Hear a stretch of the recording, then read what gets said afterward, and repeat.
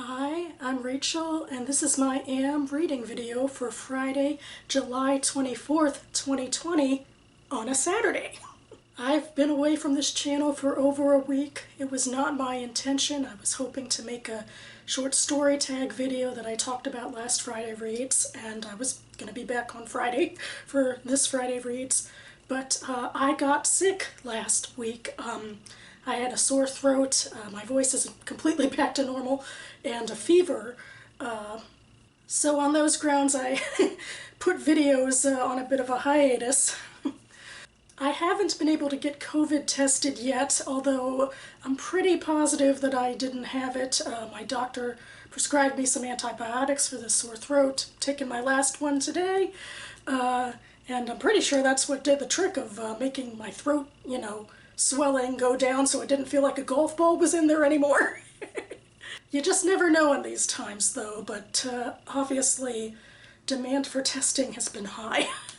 So I say a lot of times when I sit down to do this, I've got to make it short, and I'm holding myself to it now by way of that I should not be talking too much as my throat is still technically healing. So here's the quick 411. My surprise, never talked about it before this week read was Vagabonds by Hao Jingfang, translated from the Chinese by Ken Liu. This is the second sci-fi novel for adults that was published in 2020 that I've read this year because I like to read at least a couple so that I can vote for the Goodreads Choice Awards. I don't know if I chose the best books this year. I liked both of the books I read. I talked about Goldilocks a couple of weeks ago.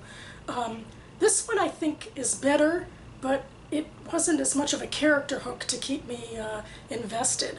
But the general premise is that it takes place in the 22nd century. Mars has been colonized by some breakaways from Earth, and they've gained their independence through a brutal civil war. This is 100 years after the war, and Mars sent some children to Earth, for diplomacy and maybe some other stuff. And they come back 5 years later with a bunch of Earth diplomats, and it's very much a slow-burning, largely philosophical look at these two cultures.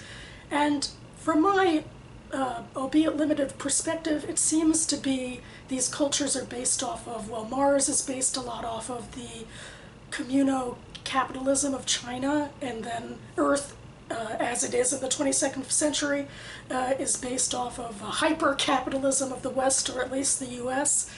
And a lot of the sprawling plot lines as they were have to do with which society is better, and that maybe there's some good to be had in both of them. We have some characters who kind of come and go.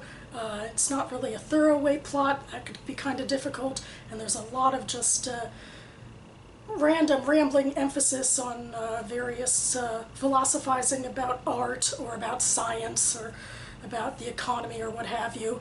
There's also a lot of talk about revolution, but it's in a much more academic way than I'm used to talking about it. There's an immediacy when I think of revolution, the way that we see it here and now in America, about how we're tackling ideas of long-held systematic racism, whereas the revolution of changing this, or possibly changing this communo-capitalist society of Mars, it's less pressing in a way, although sometimes tempers flare.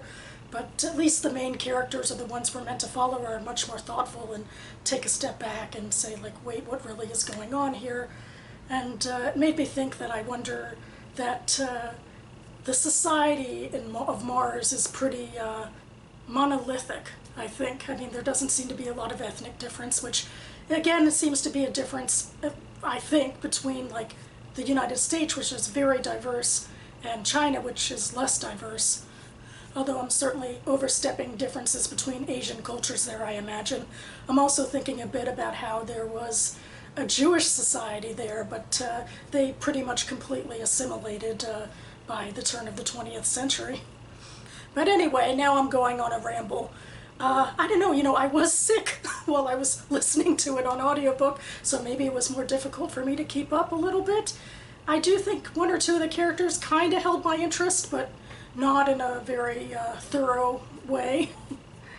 But the interplanetary world building and the perspective from a Chinese author was definitely different than from other things that I've personally read.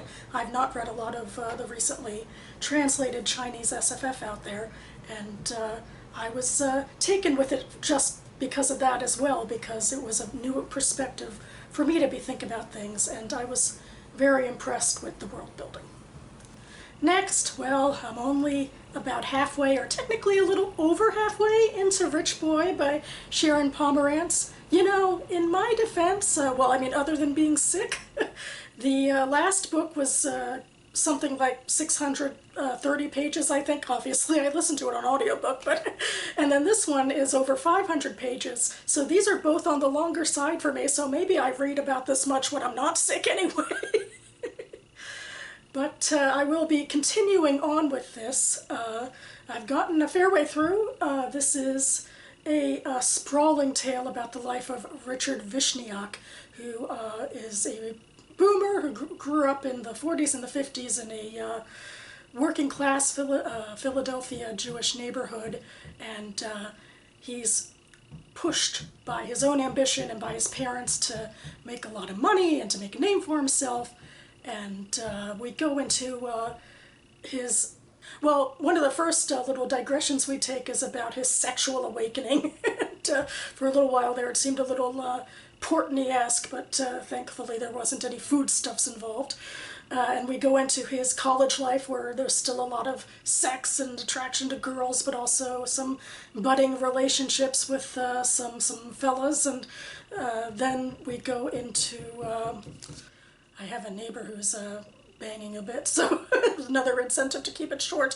Anyway, we do go into some other stuff in his later college years of a romantic relationship that's about more than sex, and about some love and heartbreak, and some sort of a lower class job trying to figure things out and make money. And he finally kind of decides that what he wants to do is be a lawyer. And so now he's in law school. He's sort of met up with his former college friends, because they were the rich set, and he actually is dating one of them and working in a firm for her father. So there's a lot in here about commentary about how to establish yourself in a capitalist society where, you know, money is so important. And I was thinking about that a lot, because there's a blurb on the back from Min Jin Lee, who we know mostly for Pachinko, her second novel, but her first novel, Free Food for Millionaires, is a very similar novel, and also very sprawling like this too, about a Korean-American girl who came from a working-class family and then wanted to set herself up in a capitalist society as a broker, and it's about how the types of lifestyle choices she had to make, even as someone who wasn't as wealthy herself, but to make it in that world. And I don't know, a lot of things I think are similar with Richard Vishniak's life in that capacity, so I can see why these books intersect. But I hope to be finishing it soon and getting on to at least one short story collection in my birthday month. This is My Father is an Angry Storm Cloud by Melissa Reddish.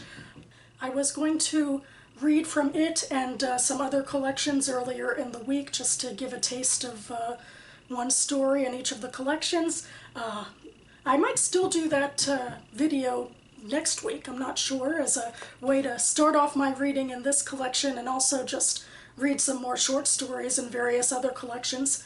The major disclaimer I have to give about this collection is that I went to school with Melissa Reddish in undergraduate. So I'm excited to give her work a try, because she's obviously been publishing short stories and other stuff as well since that time. And this is also from a small press, Tailwinds Press, so I'll leave that link down below. So that about covers it for me. Hopefully I stayed true to my word and didn't ramble on too long here, and my throat will forgive me.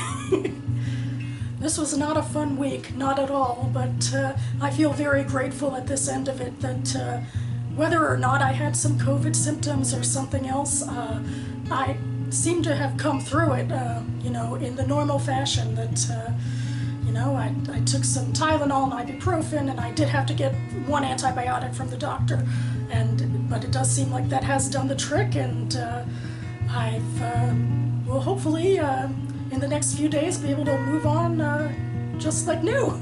Seems good to keep optimistic during these times as much as possible. So I hope you are all staying healthy with no sicknesses at all and have a good weekend full of reading. Thanks so much for watching, everyone, and I'll see you next time.